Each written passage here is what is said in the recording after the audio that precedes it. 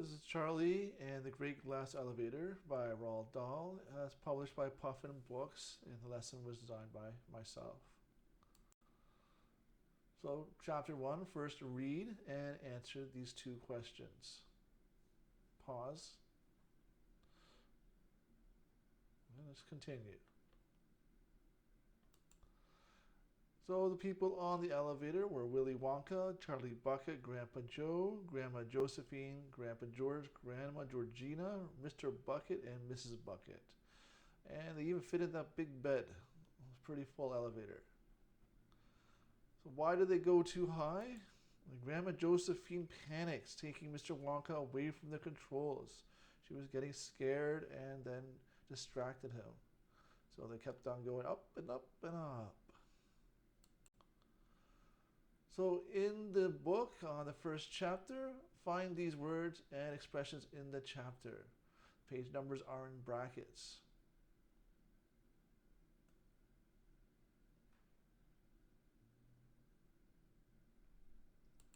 Okay, once you've found those words, you've highlighted them, look at them again, find quotes to explain the vocabulary that you highlighted.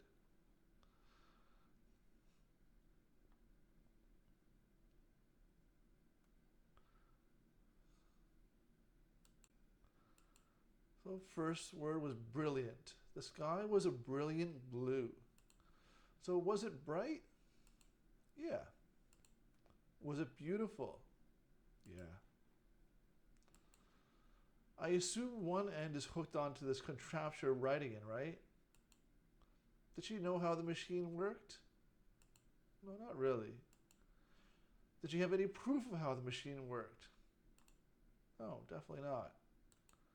Did she think she knew how the machine worked? Yeah. Did she believe what she thought was true? Yes. Could she have been wrong? Yes, absolutely. She didn't know. She was making an assumption. I get deafer and deafer. Remind me to call up my ear doctor when we get back. Does he have trouble with his ears? Yeah. Can he hear well? No. Is it getting worse? Yes. I don't think I trust this gentleman very much. Do they know him well? No. Have they had many experiences with him? No. Has he proven that he has good qualities to them? No, not yet. So they don't trust him.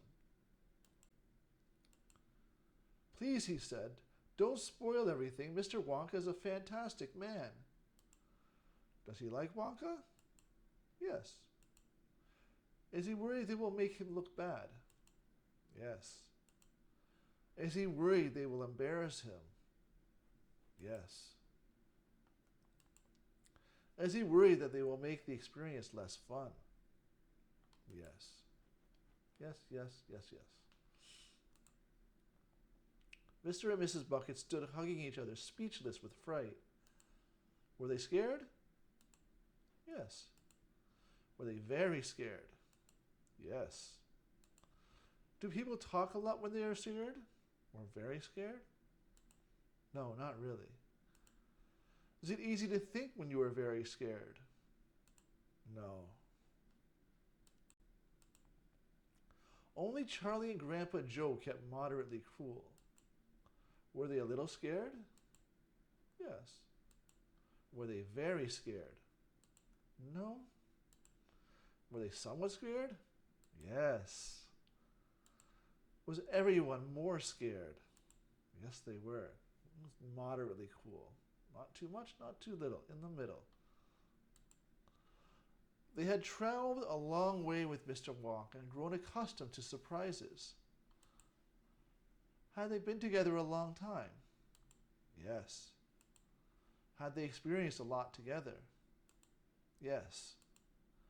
Were they surprised about things in the beginning? Yes, definitely. Do they get surprised now? No, not anymore. They're accustomed to it. At that precise moment, Grandma Josephine poked her head out from under the sheets and peered over the edge of the bed. Was it close to that time? No, not just close. Was it exactly that time? Yes. Has to be exactly. They gaped, they gasped, they stared. They were too flabbergasted to speak. Were they very surprised? Yes. Were they very scared? Yes. Were they feeling strong emotions? Yes. Could they think or speak? No, too flabbergasted to speak. Which is stronger, flabbergasted or speechless? Flabbergasted. Very good. Now match the meanings. On the next slide, match the meanings to the words you highlighted in the text.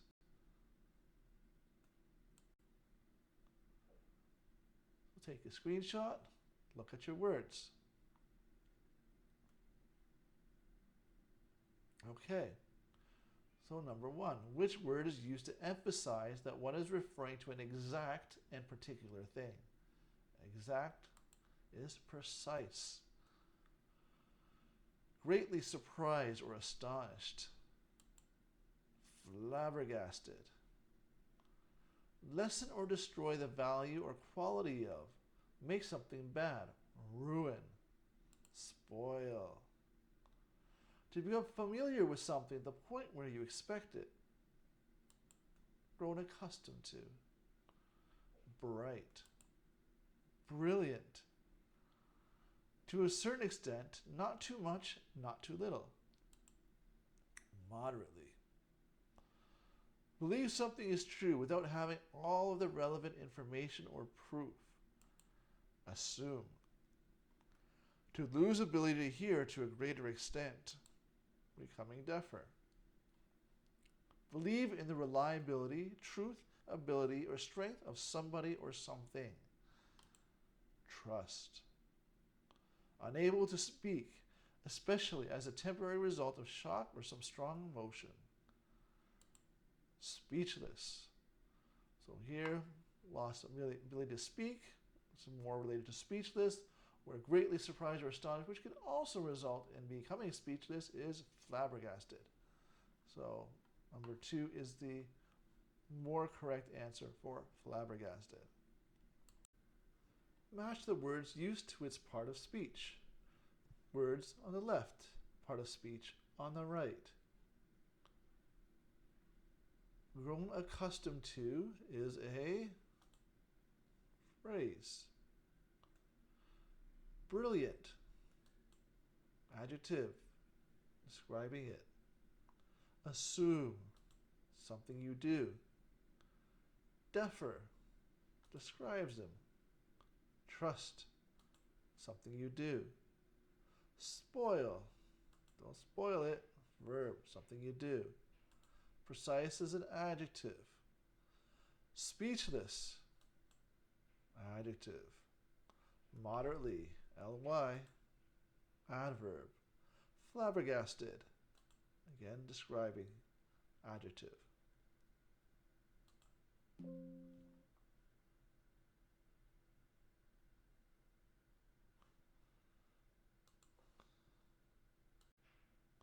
Complete the chart below with the correct form. So start with assume. Assume. Assuming. Drop the E. Assumed. Add the D. Trust. Trusting.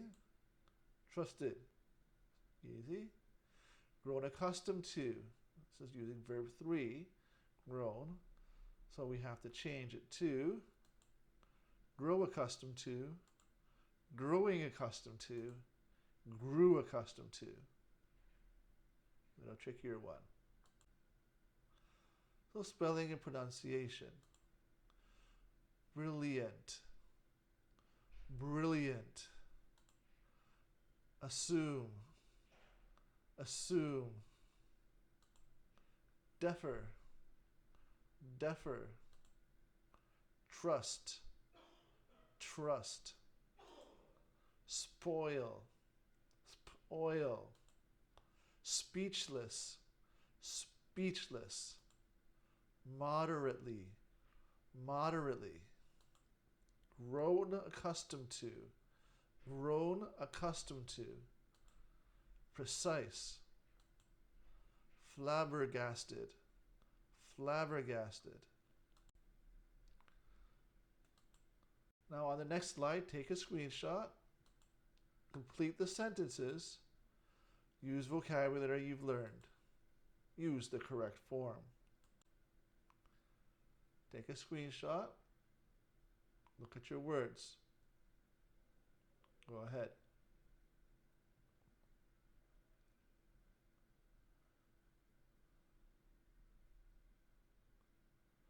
The news that two of my students were teaching at Oxford University left me speechless.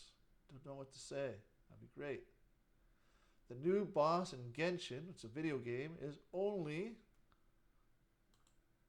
moderately difficult. Not too hard. I have something to his craziness. I'm grown accustomed to his craziness. It doesn't bother me as much anymore. You could finish drawing on your own time. Maybe I was wrong. I assumed you could finish your drawing on your own time. Maybe I was wrong. When I heard my weakest student got the highest English score in their class, I was flabbergasted. Couldn't believe it, blew my mind, didn't know what to say. If the directions aren't, you could get lost. Directions need to be precise. She wore a pink hat. What kind of pink hat? Brilliant pink hat. Good. The teacher asked Lucy not to the story for the class by telling everyone what happens. Oh, I hate when people do that. Teacher asked Lucy not to spoil the story for the class. Yeah, don't tell everybody what happens. Let them enjoy it. Don't everyone you meet. Just the ones who approve when they deserve it through what they do. Don't trust everyone you meet. They have to prove it. Trust is earned. The more people yell around me, the deafer I become. Yes, very good. So let's practice the speaking. When have you trusted someone? Did they deserve your trust? When have you assumed something was true? What is something that left you speechless? What is something you have grown accustomed to? When did you have to be very precise when doing something?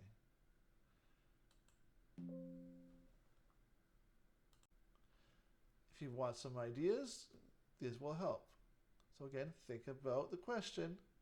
Think about how you want to say your answer. So when have you trusted someone? Did they deserve your trust? A time I trusted someone was when, and then you finish it with your idea. They didn't or did deserve my trust because, with your idea. Someone I trusted was, I trust them with something because of this reason. When have you assumed something was true? I assume, talk about the situation, was true. We can talk about why. What is something that left you speechless? I was left speechless when something happened. Something that left me speechless was, talk about what it was. Something left me speechless because, what left you speechless? Why? What is something you've grown accustomed to? I have grown accustomed to, I'll give you your example. When did you have to be very precise when doing something? I had to be very precise when, what were you doing? Okay. Now finally, write some sentences. I recommend at least 5, maximum 10, but do your best, get some practice in. Share your answers with the speaking and writing with a partner. Check each other's answers. I hope this helped. I hope you enjoyed the first chapter of the book. I look forward to doing chapter 2. Have a good day.